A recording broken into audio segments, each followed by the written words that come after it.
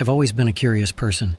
Ever since I was a kid, I had this habit of poking around where I wasn't supposed to, like when I found my dad's old box of VHS tapes hidden in the attic. It turned out to be nothing but old baseball games, but that thrill of discovering something secret stuck with me. That same curiosity followed me into adulthood, but it wasn't dusty attics I was exploring anymore. It was the dark web. Now, before you judge, let me explain. I wasn't there to buy anything illegal or to engage in anything sketchy. It was just that same childhood urge to see what was out there, to understand the things that most people wouldn't dare to look at. The dark web was like this mysterious attic for the digital age, full of hidden corners and forbidden things, and I wanted to know more. I'd been browsing through some forums, nothing too crazy, mostly tech discussions, weird conspiracy theories, and some urban legends. It was like walking through a bad neighborhood in the middle of the night. You know you shouldn't be there, but the adrenaline keeps you going. One evening, I stumbled upon a chat room that caught my attention. The title was vague, something like Underground Connections, which didn't tell me much, but it had a lot of active users, which meant something interesting had to be going on. I joined under a throwaway username, something generic that wouldn't tie back to me. At first, it was all pretty mundane. People were talking about VPNs, sharing links to news articles that wouldn't make it to mainstream media, and some were exchanging tips on how to stay anonymous online. But then, the conversation shifted when someone posted a message in all caps, "Who wants to see the real dark web?" I wasn't sure what they meant by that. The whole place was supposed to be the dark web, right? But there was something about the way it was phrased that got me. The chat exploded with people asking what they meant. I stayed silent, just watching the messages scroll by, waiting to see where this was going. The original poster, who called themselves Deep Dive 88, didn't respond to the flood of questions immediately. After a few minutes, they posted again, "If you're serious, DM me." I hesitated. I was curious, but this seemed different, more intense. But then that nagging curiosity kicked in, and before I could overthink it, I sent a private message. "Hey, what's this about?" The reply came almost instantly. "Not here. Too many eyes. You want in or not?" Again, I hesitated. But this was why I was here, right? To explore, to see the things others wouldn't. "Yeah, I'm in," I typed back. "Good. Stay in the chat room. I'll send a link in 10 minutes. Click it. But only if you're ready to see things you can't unsee." I felt a pit in my stomach. This was way beyond the usual lurking and browsing. This was an invitation to something much darker, but I was in too deep now to back out. I watched the clock, each minute feeling like an hour.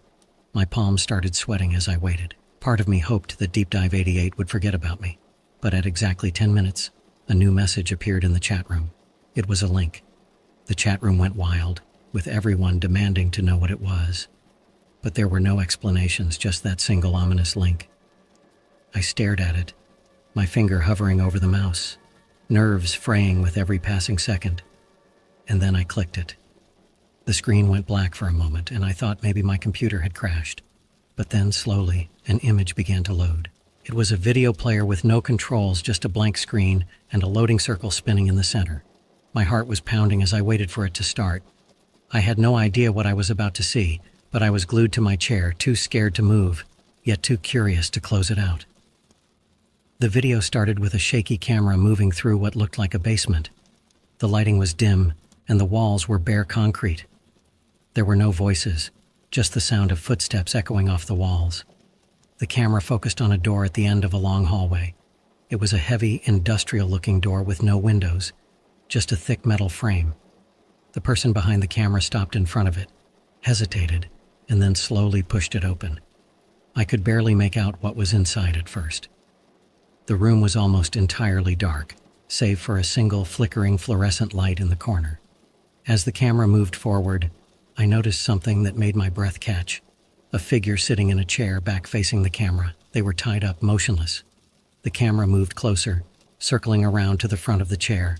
When the face came into view, I gasped. It was a man, blindfolded, with a strip of duct tape over his mouth. His face was gaunt, and his clothes were dirty, like he'd been there for days. I could see his chest rising and falling rapidly. He was alive, but barely. The camera zoomed in on his face, holding there for what felt like an eternity. and then suddenly the screen went black again. For a second I thought it was over, but then a message appeared on the screen, in plain white text. "This is just the beginning." And then, just as quickly, the video window closed itself, and I was back on my desktop, staring at my reflection in the dark screen. My hands were shaking. What the hell had I just seen? I tried to go back to the chat room to ask, but the room had disappeared like it never existed. I couldn't even find the link in my browser history. It was just gone. That night I barely slept. I kept replaying the video in my head. The image of that man's face burned into my memory. Who was he? What happened to him? Was it even real? The more I thought about it, the more questions I had, but no answers. In the days that followed, I tried to forget about it, to chalk it up to some sick prank. But then strange things started happening. My internet connection would drop randomly, or my computer would freeze up for no reason. I started getting emails from addresses I didn't recognize, with subject lines that made no sense, just strings of random letters and numbers. I never opened them, but they kept coming, each one more unsettling than the last. And then one night I got a message on my phone from an unknown number. It was just 2 words. "Click here." Attached was a link. I stared at it for a long time, my finger hovering over the screen. But this time I didn't click. I wasn't ready to see what came next. But the real question is, how do you stop something once you've already let it in? After that first video, I couldn't shake the feeling that something had changed. It was like a shadow had been cast over my life, one that followed me everywhere I went. I kept trying to convince myself that it was just a creepy video, that the strange things happening were just coincidences, but deep down, I knew that wasn't the case. I started noticing little things. My computer would turn on by itself in the middle of the night, the screen glowing in the dark room as if someone was watching me. My phone would buzz with notifications, but when I checked, there was nothing there. No missed calls, no texts, just silence. And then there were the emails.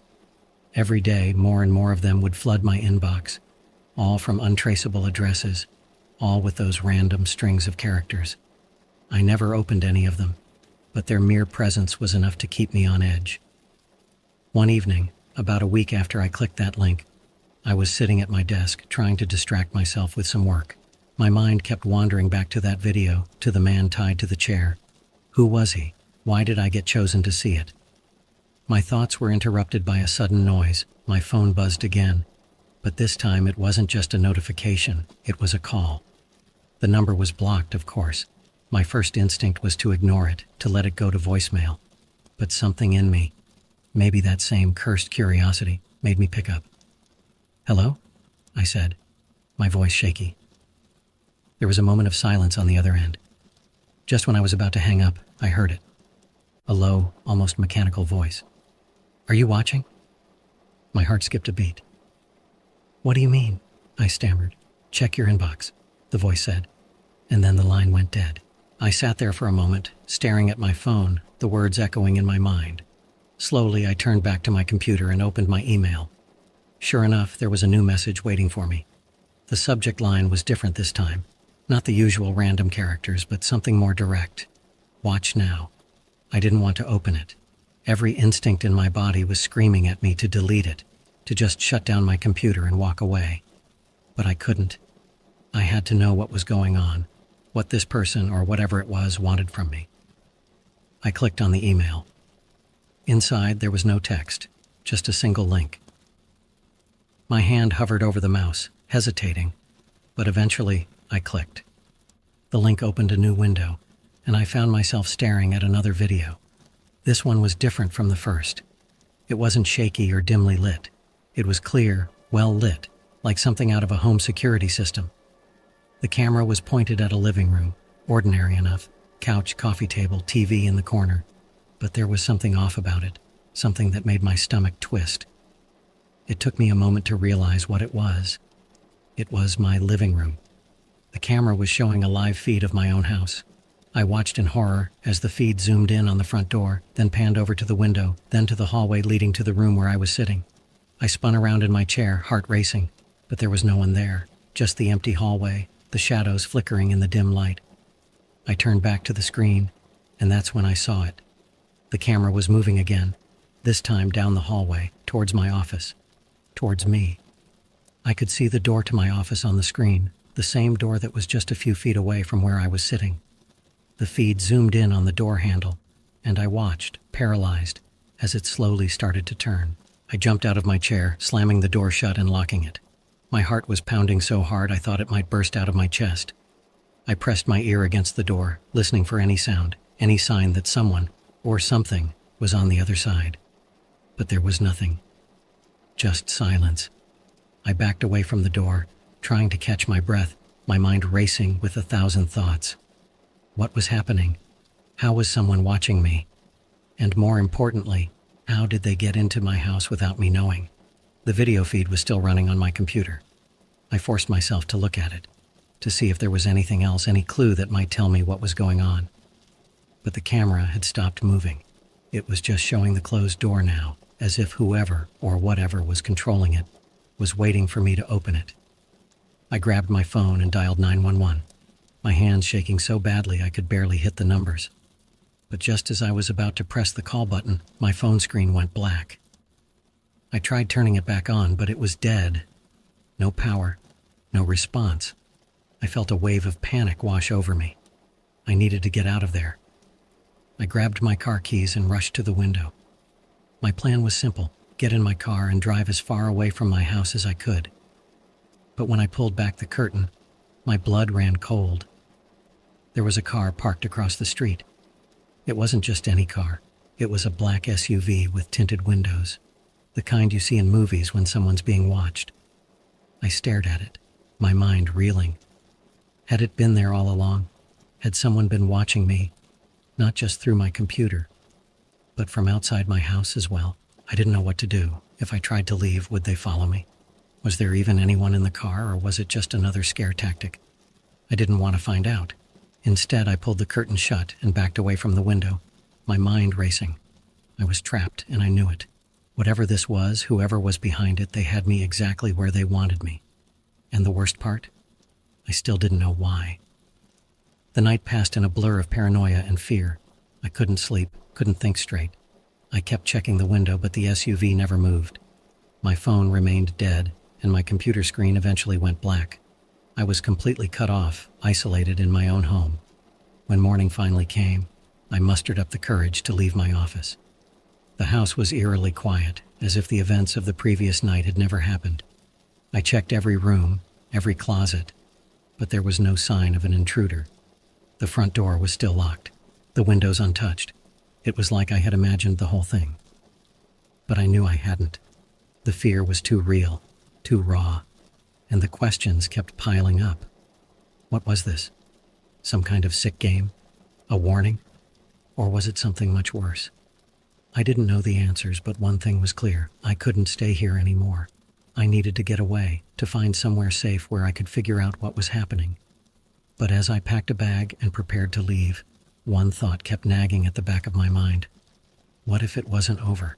What if, by clicking that link, I had opened a door that could never be closed?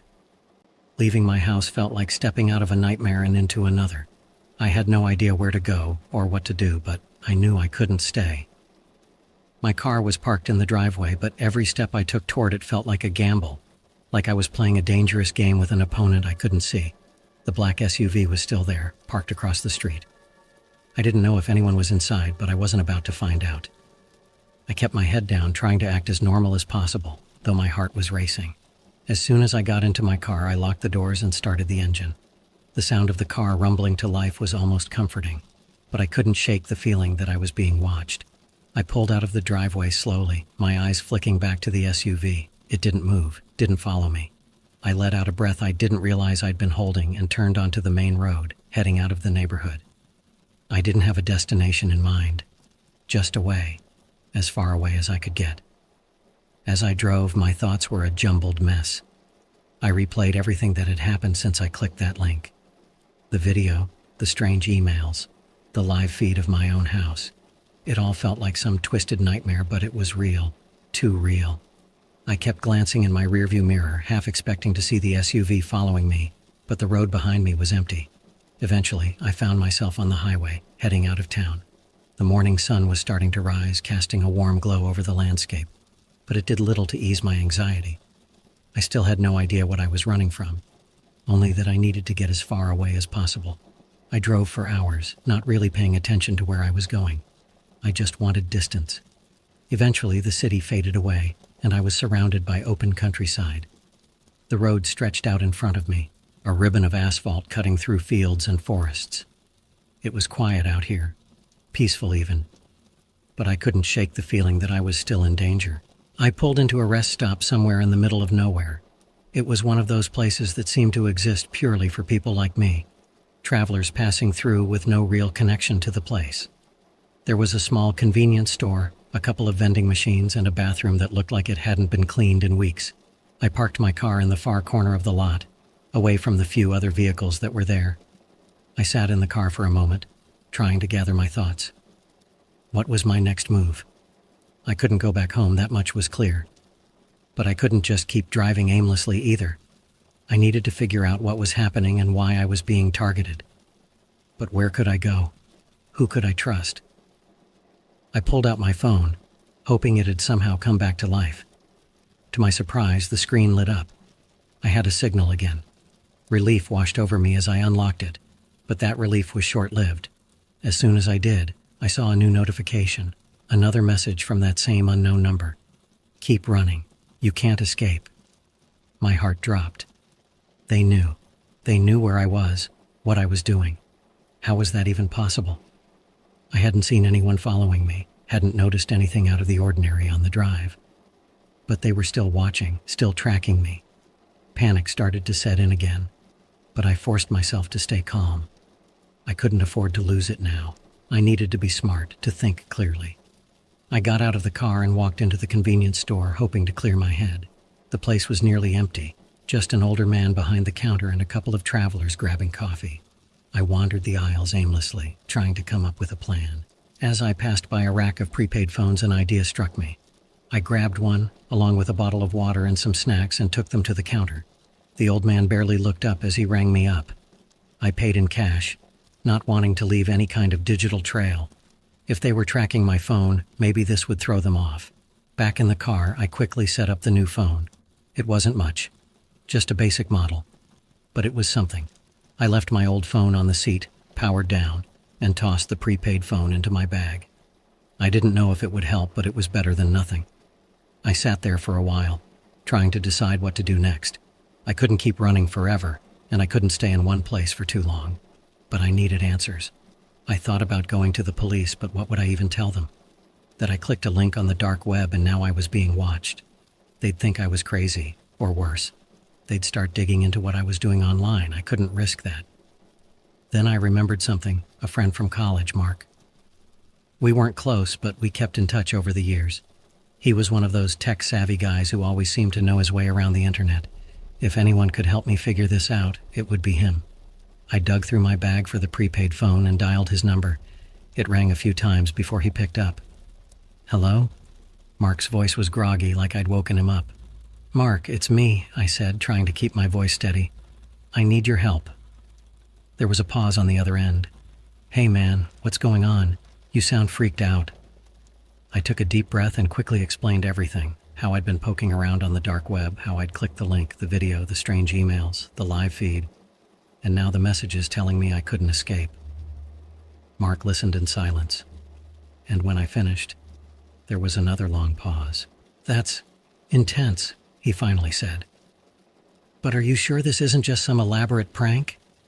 I mean, people on the dark web are known for pulling stuff like this. I don't think so, Mark. This feels different. It's like they know everything I'm doing. They even knew I was driving out of town. How could they know that? Mark was quiet again. Okay, listen, he said, his tone more serious now. First thing, you need to stop using anything that can be tracked. Your phone, your credit cards, all of it. If they're really watching you, they could be using anything to track your movements. And if you're right, and this isn't just a prank, then you need to get off the grid, at least for a little while. How do I do that? Head to a motel or something, somewhere off the beaten path. Pay in cash. Keep your head down. I'll do some digging on my end, see if I can find anything that might explain what's going on. But in the meantime, stay safe and don't trust anyone, okay?" I nodded, even though he couldn't see me. "Okay, thanks, Mark. I owe you one. Just stay alive, man. We'll figure this out." I hung up and sat there for a moment, processing everything. It was a relief to have someone on my side, but Mark's words only reinforced how serious this was. I couldn't afford to make any more mistakes. I had to stay ahead of whoever or whatever was behind this. I started the car again and pulled out of the rest stop, heading deeper into the countryside.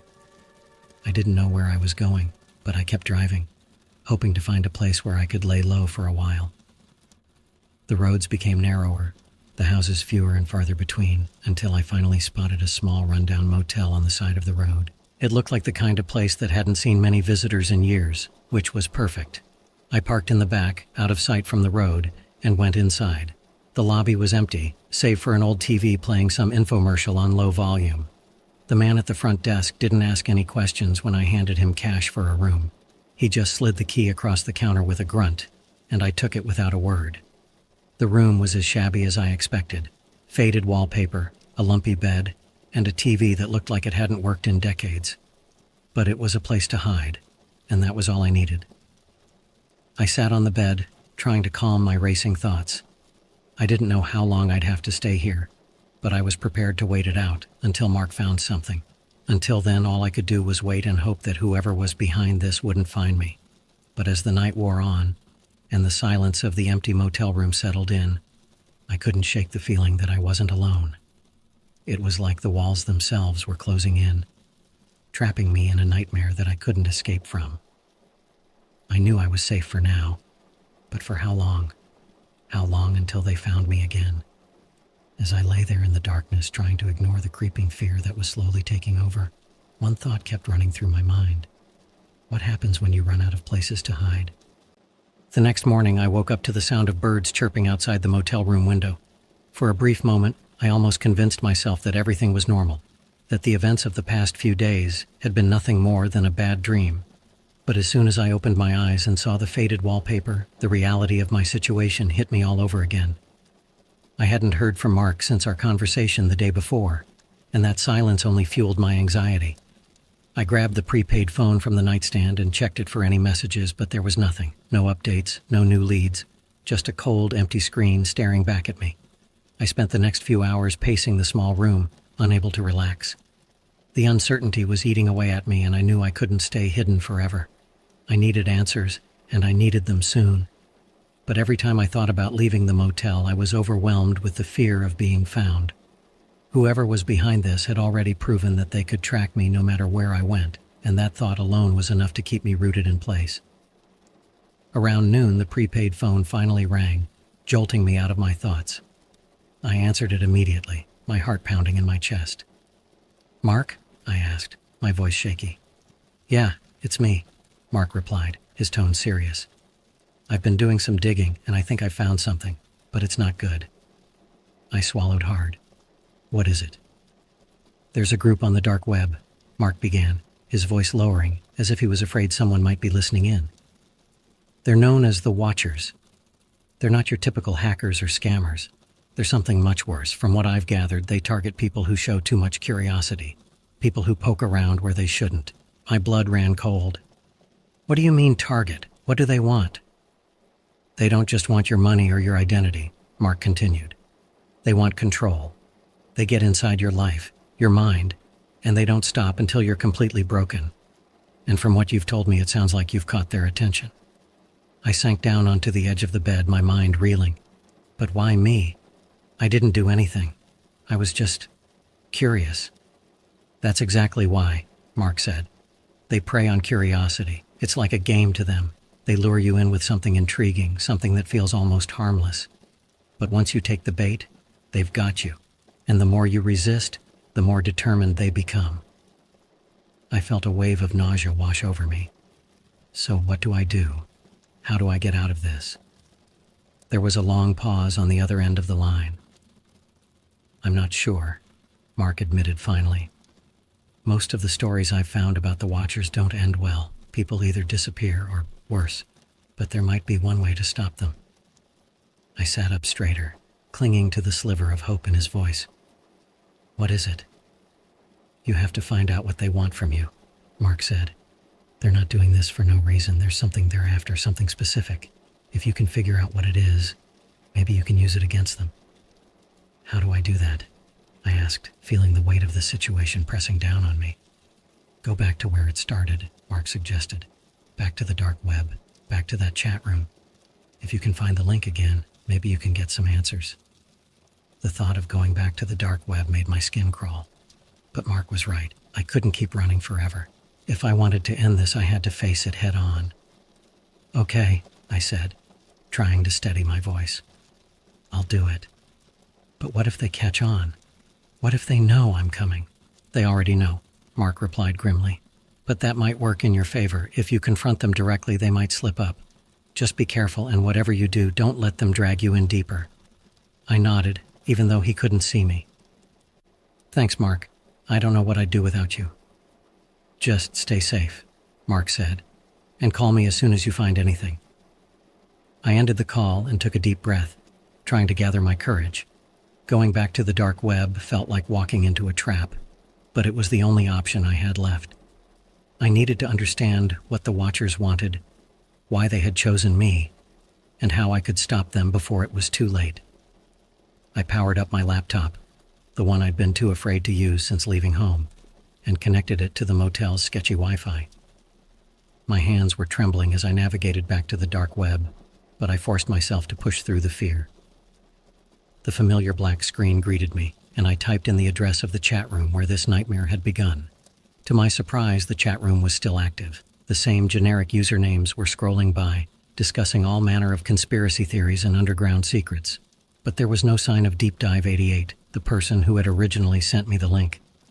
I scanned the messages, hoping for some clue, some mention of the Watchers, but it was just the same idle chatter. Frustrated, I started to type a message into the chat, asking if anyone knew about the Watchers or the link I had received. But before I could hit send, a new message appeared on the screen. It was from a username I didn't recognize, and it was addressed directly to me. We've been waiting for you. My heart skipped a beat. I stared at the message, unsure of what to do. But before I could react, another message popped up. Do you want to know the truth? I hesitated for a moment, then typed a single word, yes. The response was immediate. A new link appeared in the chat, just like the one I had clicked on before. But this time it was accompanied by a message. Click to understand. My finger hovered over the mouse. This was it, the moment of truth. I had a choice: click the link and dive deeper into the nightmare, or close the laptop and walk away, hoping that ignoring it would make it all go away. But deep down, I knew there was no turning back. I had to know what the Watchers wanted, why they had targeted me, and how I could escape their grasp. I clicked the link. The screen went black for a moment, just like before. But this time, the video that loaded was different. It wasn't shaky or low quality. It was crystal clear, as if it had been professionally filmed. The camera was moving through a familiar setting, one that made my blood run cold. It was my house. The camera moved slowly, methodically, capturing every detail of the rooms I knew so well. The living room, the kitchen, the hallway, all exactly as I had left them. But as the camera moved into my bedroom, I saw something that made my heart stop. There was someone sitting on my bed. It was me. I was sitting there staring blankly at the camera, as if in a trance. My eyes were vacant, my expression emotionless. It was like looking into a mirror, but with something terribly wrong. Then the camera zoomed in on my face, and the me in the video finally spoke. Now you see. The video ended abruptly, leaving me staring at the black screen, my mind racing. What had I just seen? Was it real? Was I losing my mind? I couldn't make sense of it, but one thing was clear. The Watchers were far more powerful, far more dangerous than I had ever imagined. As I sat there trying to piece together what was happening, a new message appeared on the screen. You're already part of the game. There's no escape. I slammed the laptop shut, my hands shaking uncontrollably. I could feel the walls closing in on me, the weight of the situation pressing down on my chest. The Watchers had shown me just a glimpse of their power, and it was more than I could handle. but I knew I couldn't give up. Not now. Not when I was so close to the truth. Whatever the Watchers wanted, whatever they were after, I had to find a way to stop them. I had to find a way to break free. But as I sat there in the darkness of the motel room, one question kept haunting me. How do you fight something that knows everything about you? The motel room felt like a cage. The walls seemed to close in, thick with the suffocating knowledge that no matter where I ran, the Watchers were always one step ahead. They had already shown me more than I could handle, but deep down, I knew I had to face them one last time. I couldn't keep running. Mark's words echoed in my mind. Find out what they want. It was my only shot at getting out of this nightmare. I took a deep breath and opened my laptop again, hands trembling as I powered it up. The screen flickered to life, casting an eerie glow in the dim room. I knew what I had to do, but the thought of confronting the Watchers, of finding out the truth, filled me with a sense of dread I'd never experienced before. As soon as I connected to the dark web, a new message appeared on the screen. It was from the same unknown user who had sent the previous links. Ready to understand? I hesitated, fingers hovering over the keyboard. This was it, the moment of truth. If I answered, there would be no going back. But I had come this far. I couldn't stop now. I typed out a single word. Yes. The screen went black, and for a moment I thought my laptop had died. But then slowly, a new video began to play. This one was different from the others. It didn't show my house or any familiar surroundings. Instead, it showed a dark room, lit only by the faint glow of a computer screen. A figure sat in front of it, their face obscured by shadows. The figure leaned forward, and I felt my breath catch in my throat as they began to speak. Their voice was calm, measured, almost robotic. "You're wondering why you were chosen, aren't you?" the figure asked, their voice echoing in the dark room. "Why you, out of all the countless souls wandering the dark web, were drawn into this game?" I nodded, even though they couldn't see me. My heart pounded in my chest as I waited for the answer. "It's simple," the figure continued. "You have something we need, something that only you can provide." My mind raced, trying to make sense of their words. "What do you want from me?" I typed out quickly, desperate for answers. The figure on the screen seemed to smile, though it was hard to tell in the dim light. "Information," they said. "But not just any information. We need your mind, your thoughts, your memories. We need access to everything that makes you you." A cold shiver ran down my spine. "Why?" I asked, feeling more confused and terrified with each passing second. "Because you're a puzzle piece," the figure replied. "One small part of a much larger picture. By accessing your mind, we can complete that picture. We can see the patterns, the connections, the truths that you're not even aware of. And in return, we offer you freedom." "Freedom?" I echoed, feeling a surge of anger. "You call this freedom? You've been stalking me, manipulating me. How is that freedom?" The figure's tone remained calm, almost soothing. "You misunderstand. The freedom we offer is from yourself, from the confines of your limited perception. By allowing us to see everything, we can help you break free from the constraints of your own mind, but only if you're willing to give up control." The words hit me like a punch to the gut. They wanted to strip me of everything that made me who I was, to turn me into a blank slate, a tool for their own purposes. But something in me resisted. An instinct, a deep-seated desire to hold on to my identity, to my sense of self. "No," I typed, my hands shaking. "I won't do it. I won't give you control." The figure on the screen tilted their head, as if considering my response. "Are you sure?" they asked, their voice taking on a slightly more ominous tone. "You've seen what we're capable of. You've experienced our reach, our power. Do you really think you can escape us?" I didn't know how to answer. I was terrified, cornered, but something in me refused to back down. I couldn't let them win. I couldn't let them take away everything that made me who I was. "Maybe I can't escape," I typed, my resolve strengthening with every keystroke. "But I won't give up without a fight. I won't let you take control of my mind." The figure was silent for a moment, and I braced myself for the worst. But then, to my surprise, they began to laugh. A low, almost sinister chuckle that sent chills down my spine. "You're stronger than we thought," the figure said finally. Most people would have given in by now, but not you. That's interesting. I didn't respond, unsure of where this was going. The figure leaned closer to the camera, their face still obscured by shadows. Very well, they said. If you refuse to give up control, then we'll make you an offer. Leave the dark web. Never return. If you do, we will leave you in peace, but if you ever come back, if you ever try to find us again, we will take everything from you. Your mind, your memories, your life. Do you understand? I hesitated, my heart racing. Could I trust them? Could I really just walk away from all of this knowing what I knew now? But I didn't have a choice. They had the power, and I was just one person, a small piece in a much larger game. Yes, I typed. I understand. The figure nodded. Good. Then this will be our last communication. Remember our deal, and be grateful that we've allowed you to keep what is yours. The screen went black, and the video ended. I sat there in the dark motel room, staring at the blank screen, my mind racing. It was over, at least for now. I had escaped the Watchers, but the price was steep. I could never return to the dark web, never indulge my curiosity again. And even though they had promised to leave me alone, a part of me knew that they would always be watching, always waiting. I closed the laptop and sat back, trying to process everything that had happened. I had faced something far beyond my understanding, something that had nearly taken everything from me. But I had survived, and that had to count for something.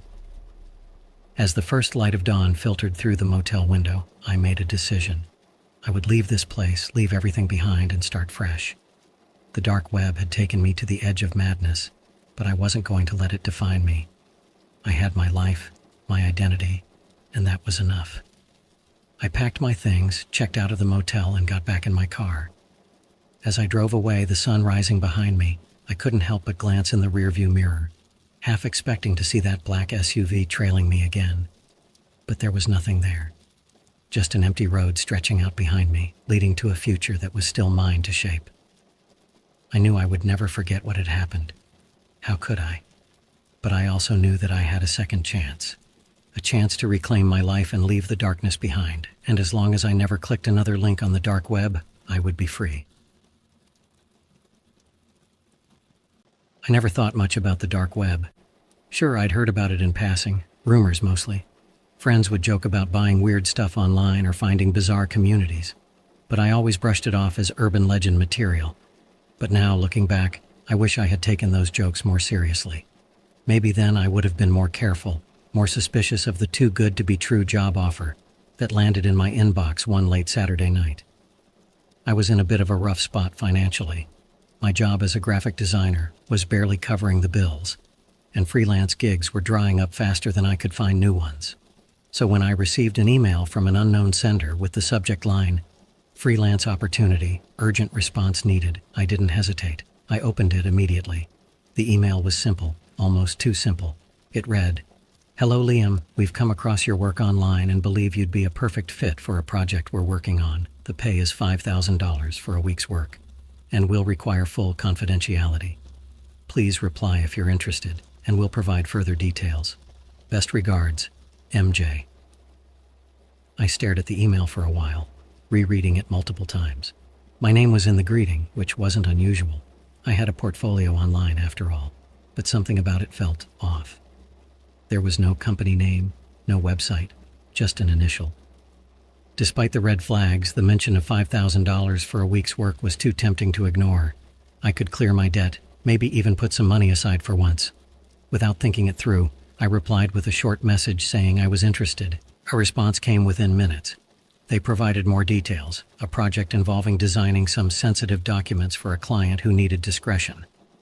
They explained that the documents were to be used internally, and the sensitive nature was merely due to the competitive business environment they operated in. The catch? I had to sign a non-disclosure agreement before I could proceed. It wasn't the first time I'd signed an NDA, so I didn't think much of it. I printed it out, signed it, and scanned it back.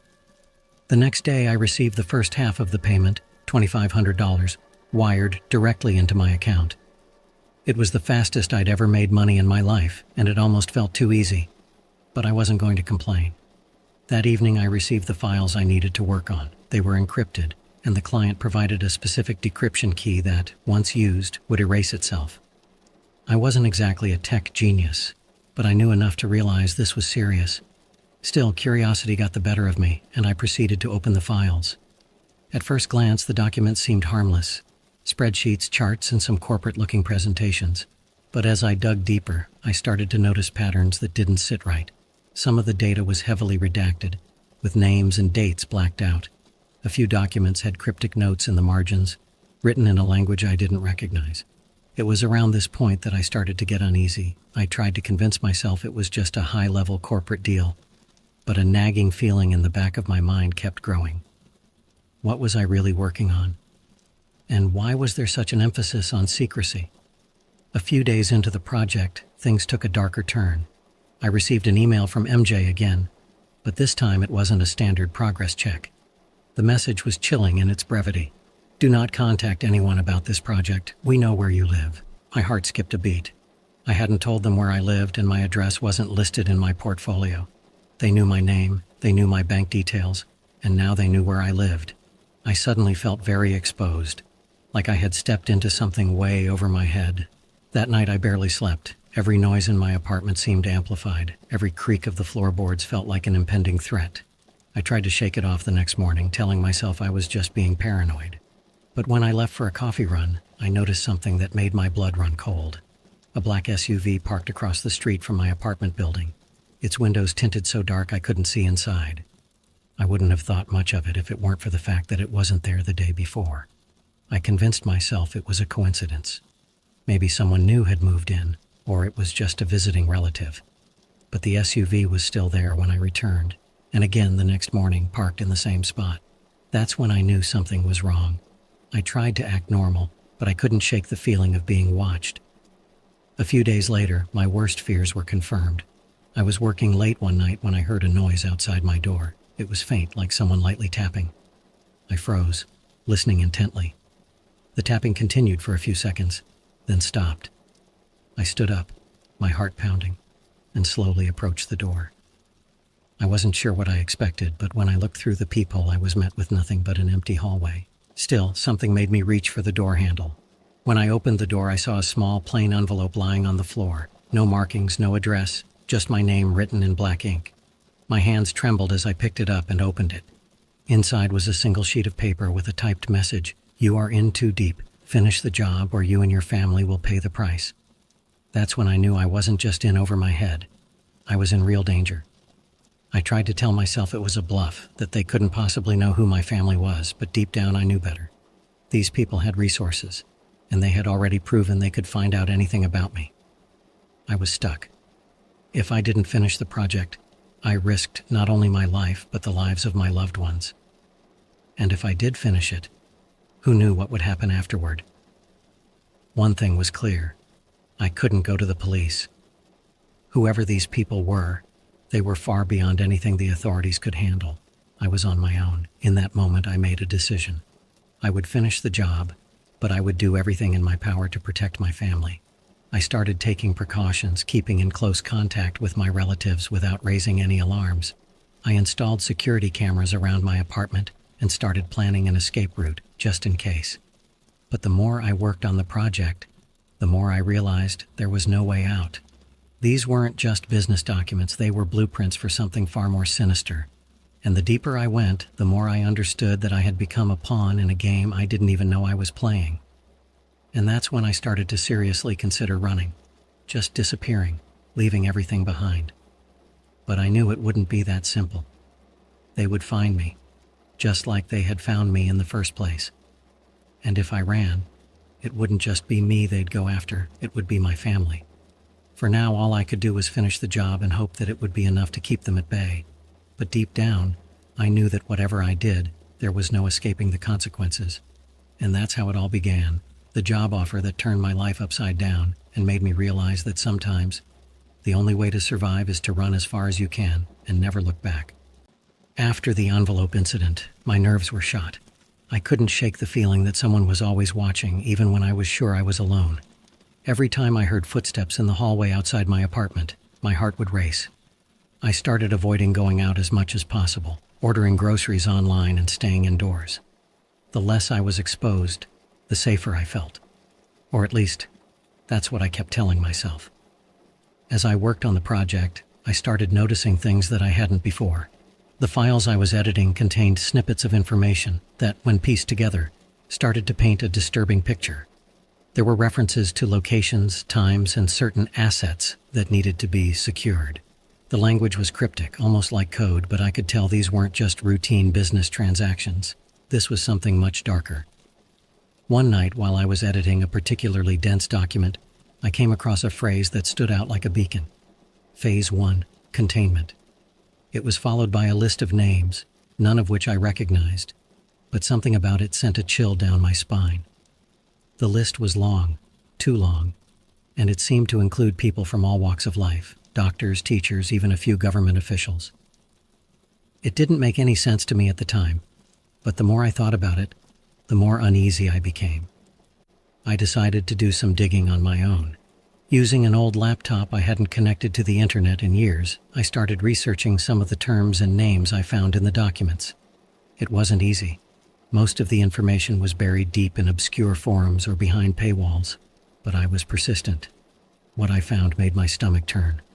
The names on the list were connected to a series of unexplained disappearances over the past decade. Every person on that list had vanished without a trace, their cases left cold by law enforcement.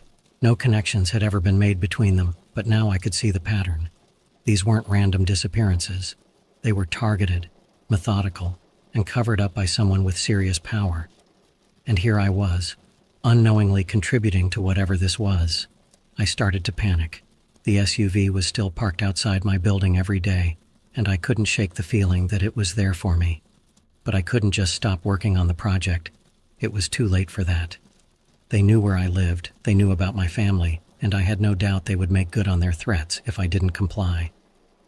One evening, as I was staring blankly at my computer screen, my phone buzzed. It was a text message from an unknown number. I hesitated before opening it, already dreading what it might say. The message was brief. "We need you to deliver the files in person, tomorrow, 10 p.m.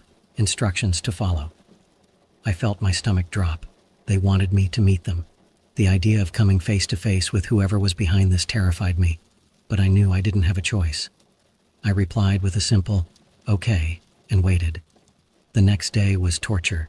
Every hour felt like an eternity, and I could barely focus on anything other than the impending meeting.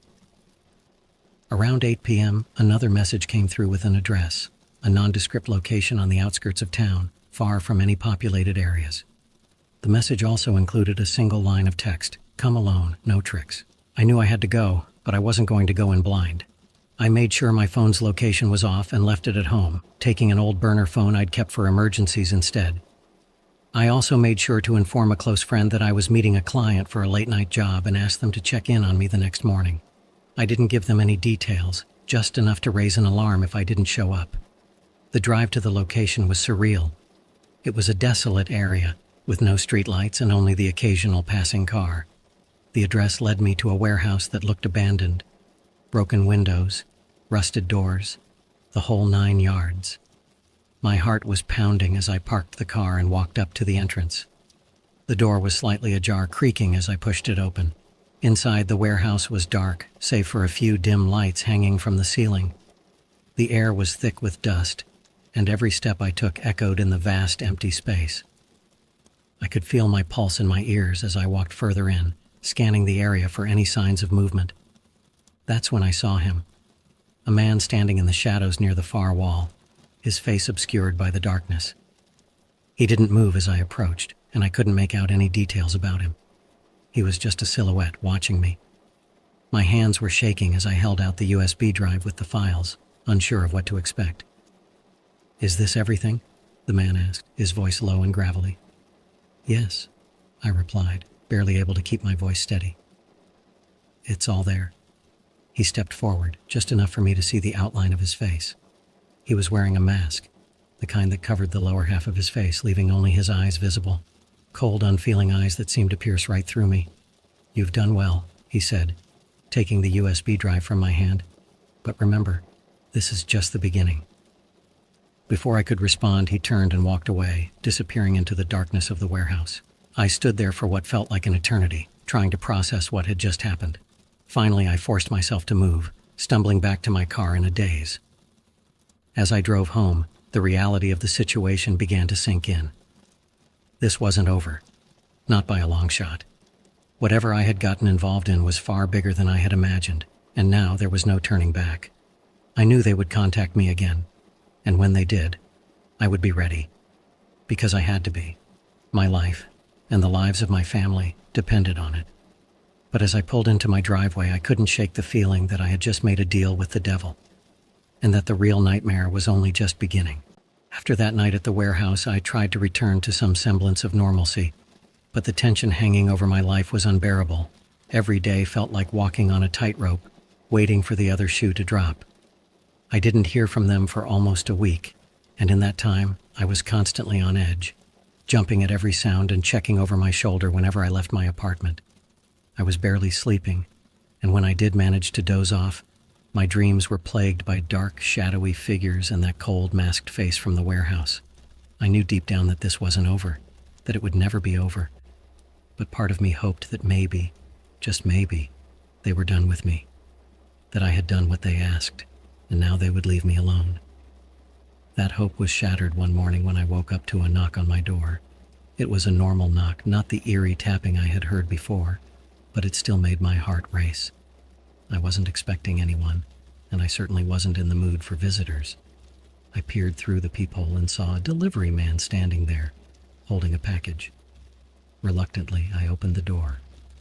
The delivery man handed me the package, had me sign for it, and left without saying a word. I closed the door and stared at the box, my mind racing. It was plain, brown, with no markings except my name and address. I hadn't ordered anything, and I knew better than to believe this was some kind of innocent mistake. With trembling hands, I opened the box. Inside was a small black phone, brand new, still in its packaging. There was no note, no explanation, just the phone. I didn't need one. I knew exactly what this meant. They were giving me a direct line, a way for them to contact me whenever they wanted. My heart sank as I realized that any illusion of control I had was gone. They were in charge now, and I was just along for the ride. Later that day, the phone buzzed with a single message. "We'll be in touch, stay ready." I couldn't even bring myself to respond. What could I say? I was trapped in a nightmare with no way out, and all I could do was wait for their next move. Every minute felt like an eternity as I tried to go about my day, but the dread in the pit of my stomach wouldn't go away. I tried to distract myself by visiting my family. I needed to see them, to make sure they were okay. But even that brought no relief. My parents were happy to see me, but I couldn't help noticing things I'd never paid attention to before.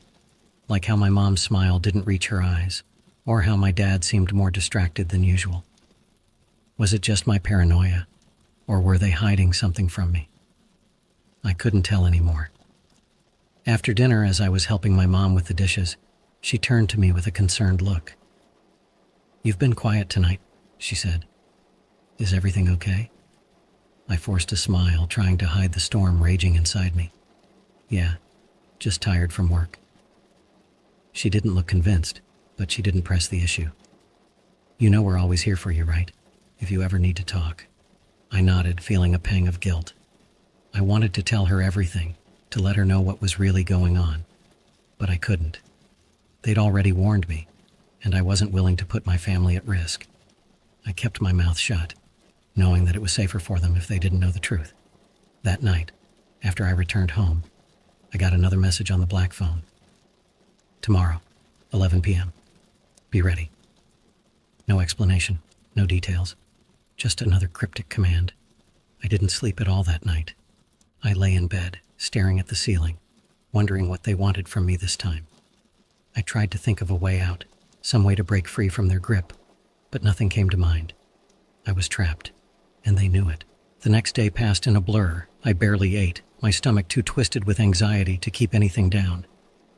As the clock ticked closer to 11 p.m., I felt the walls closing in around me. I paced around my apartment, checking the time every few minutes, trying to prepare myself for whatever was coming. At exactly 11 p.m., the phone buzzed again. The message was a single word: drive. It was followed by an address on the outskirts of town, another remote location, far from prying eyes. I grabbed my keys and left without thinking. The drive was a long one, winding through dark, empty roads that seemed to go on forever. My heart pounded in my chest as I followed the directions, unsure of what I would find when I got there. When I arrived, I found myself at an old rundown motel, the kind of place where people went to disappear. The parking lot was mostly empty, save for a few cars that looked like they hadn't been moved in years. The whole place had an air of decay, like it had been forgotten by the rest of the world. I parked and sat in my car, waiting for further instructions. Minutes passed and I started to wonder if this was some kind of sick joke. But then the phone buzzed again and my blood ran cold as I read the message. Room 12, knock twice. I got out of the car and approached the room, my legs feeling like they were made of lead. The door to room 12 was weathered and chipped, the paint peeling off in large flakes. I knocked twice just as instructed and waited. The door opened slightly, revealing a man's face. He was older, maybe in his 50s, with a grizzled beard and tired eyes. He didn't say a word, just nodded for me to come in. I hesitated for a moment, but then I stepped inside, knowing I didn't have a choice. The room was small and dimly lit, with shabby furniture and a musty smell that clung to the walls. The man closed the door behind me and gestured for me to sit at the table in the center of the room. I did as I was told, trying to keep my breathing steady. He sat across from me and placed a small unmarked envelope on the table. "This is your next task," he said, his voice rough and gravelly. "Follow the instructions exactly. No mistakes." I nodded, too afraid to ask questions. He pushed the envelope toward me and I took it, my hands trembling. He stared at me for a moment, as if trying to gauge my reaction. "You're in deep now," he said finally. "No turning back. You know what happens if you try to run." I swallowed hard, nodding again. I didn't trust myself to speak. With that, he stood up and walked to the door, leaving me alone in the room. I sat there for a few moments, trying to gather my thoughts, before finally opening the envelope. Inside was a piece of paper with a single line of text. "You'll know what to do when the time comes." That was it. No further instructions, no explanation. Just another cryptic message that left me more confused and scared than ever. I left the motel clutching the envelope like it was some kind of lifeline. As I drove home, I couldn't shake the feeling that I was being drawn deeper into something I couldn't escape. Whatever this was, it was far from over, and I had no idea what was coming next. But I knew one thing for certain. I wasn't safe, and neither was my family. The only thing I could do was play along, follow their instructions, and hope that somehow, some way, I could find a way out before it was too late. The drive home from the motel felt like it took hours, even though it was only a short trip. Every streetlight seemed to flicker ominously, and the darkness outside my car windows felt like it was closing in on me.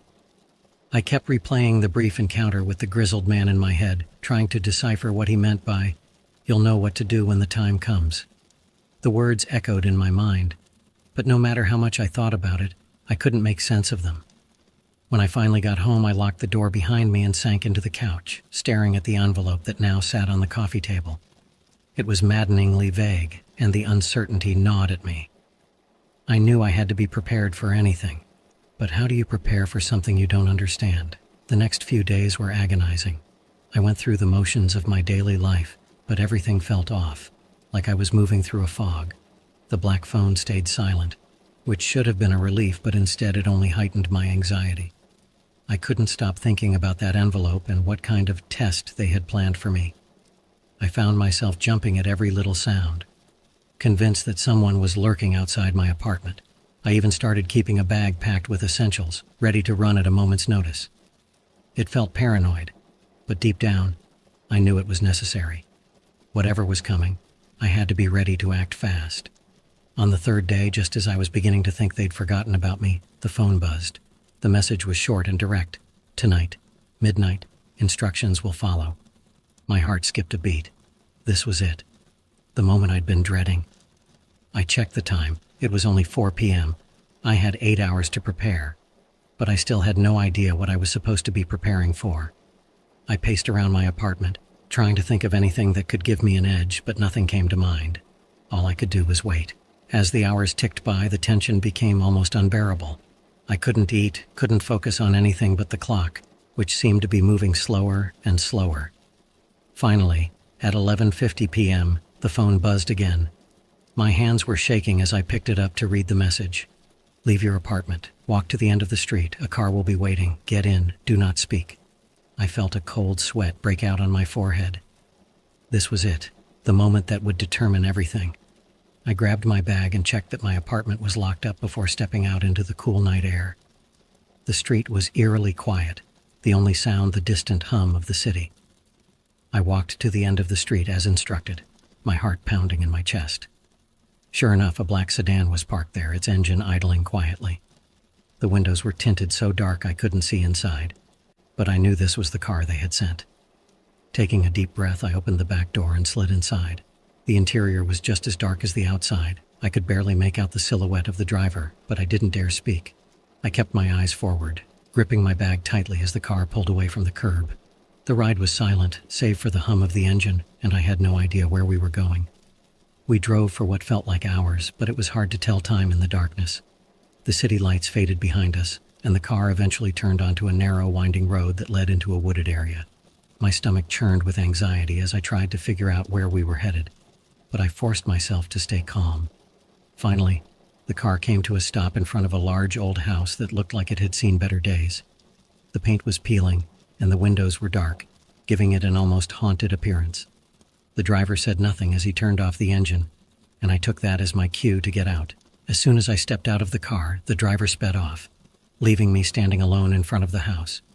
I looked around, but there was no one else in sight.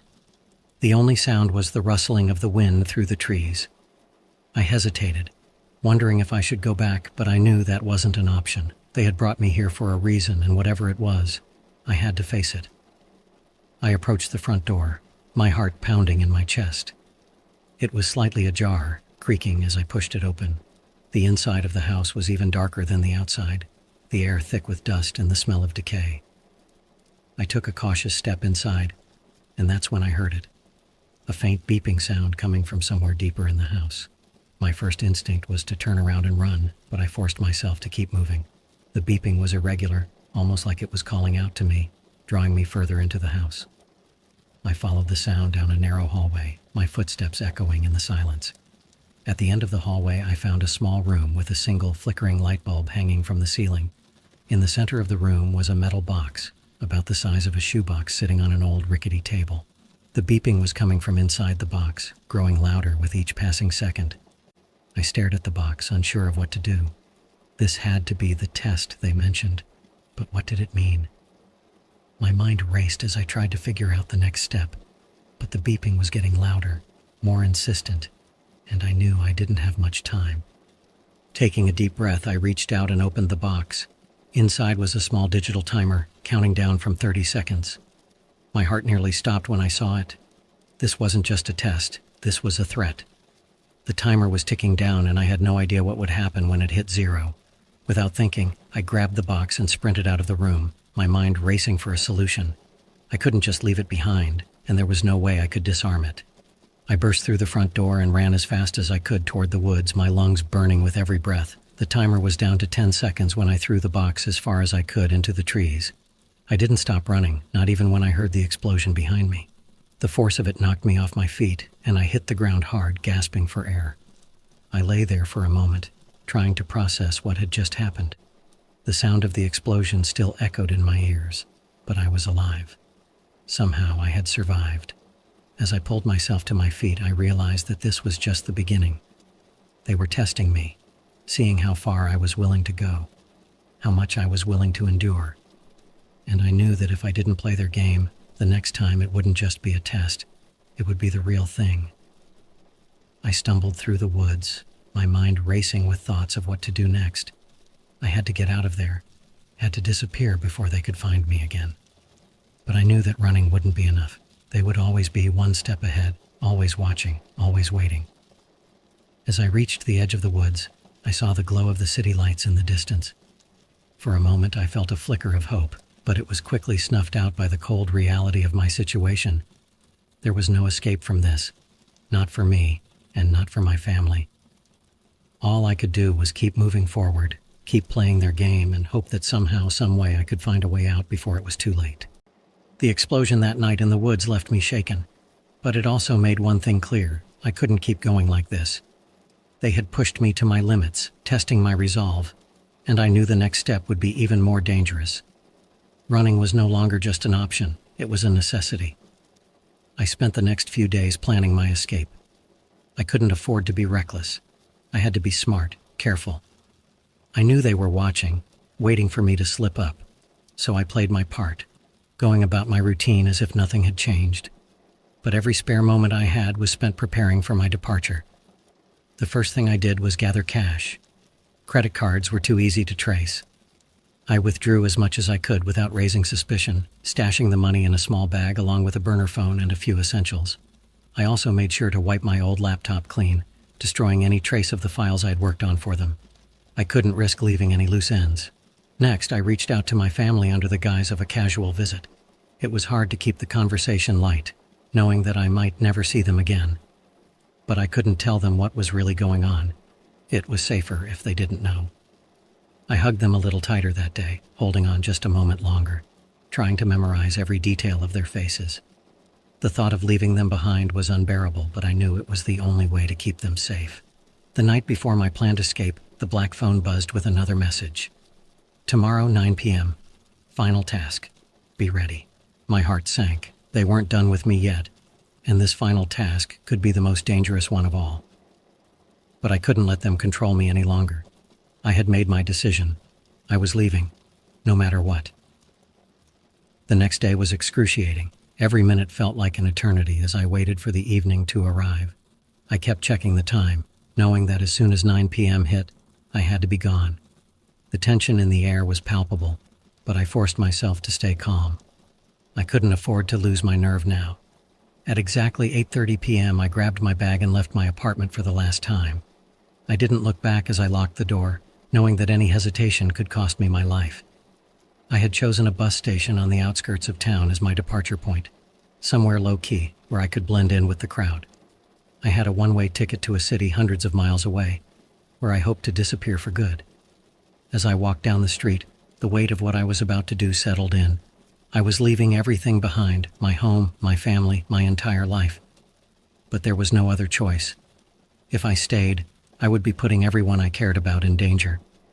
I had to believe that they would be safer without me.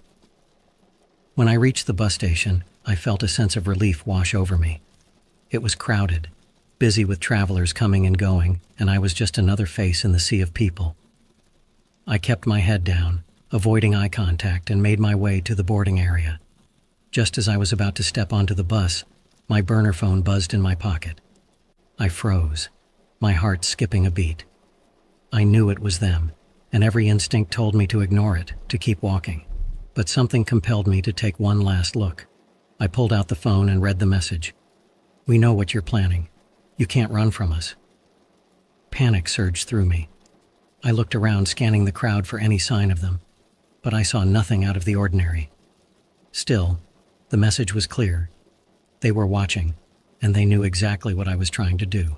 For a brief moment, I considered abandoning my plan, turning around and running in the opposite direction. But then I remembered the explosion, the threats, the constant fear that had been suffocating me for weeks.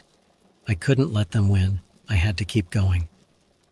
I stepped onto the bus, my heart pounding in my chest. As the doors closed behind me, I forced myself to breathe, to stay calm. I found a seat near the back, away from the windows, and kept my head down as the bus pulled away from the station. The ride was long and tense. I kept my eyes on the road ahead, half expecting to see a black SUV tailing us, but nothing happened. The further we got from the city, the more my fear began to ease, replaced by a cautious optimism. Maybe, just maybe, I had outsmarted them. As dawn broke, the bus pulled into a station in the middle of nowhere. It was a small, sleepy town with little more than a few shops and a diner. I got off the bus and took a deep breath, the crisp morning air filling my lungs. For the first time in weeks, I felt like I could breathe again. I walked into the diner and ordered a coffee, sitting at the counter as I tried to collect my thoughts. I didn't know what my next move would be, but for now, I was safe. I had managed to slip through their fingers, at least for the time being. As I sipped my coffee, I couldn't help but glance at the burner phone sitting on the counter. I had thought about tossing it, getting rid of any trace of them, but something held me back. I knew it was a link to my old life, to the nightmare I had just escaped, but it was also the only connection I had left to the world I had known. For now, I decided to keep it, if only as a reminder of what I had been through. I knew they might try to contact me again, but I was done playing their game. I was free, and I intended to stay that way. As I left the diner and walked into the unfamiliar town, I felt a strange sense of peace. I didn't know what the future held, but I knew one thing. I had survived. I had made it out alive, and that was more than I could have hoped for. The road ahead would be difficult, and I would have to stay one step ahead of them, always looking over my shoulder. But for the first time in a long time, I felt like I had a chance. I was no longer their pawn, no longer under their control. I was free. And that, I realized, was all I needed.